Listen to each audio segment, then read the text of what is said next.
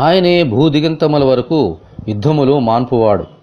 విల్లు వీర్చివాడును బల్లెమును తెగ నరుకువాడును ఆయనే. యుద్ధరథములను అగ్నిలో కాల్చివేవాడు ఆయనే. అవసరమును బట్టి మన దేవుడు మనకు తోడుగా నుండి మన పక్షమున యుద్ధము చేసి జయము అనుగ్రహించినను, సమాధానమునకు అధిపతియు కర్తయునైన దేవుడు తన ప్రేమను బట్టి కృపను బట్టి యుద్ధములను ఆపి యుద్ధోపకరణలను రథములను విల్లును విరగగొట్టి మనకు సమాధానము అనుగ్రహించి వారే ఉన్నారు. ఆమెన్.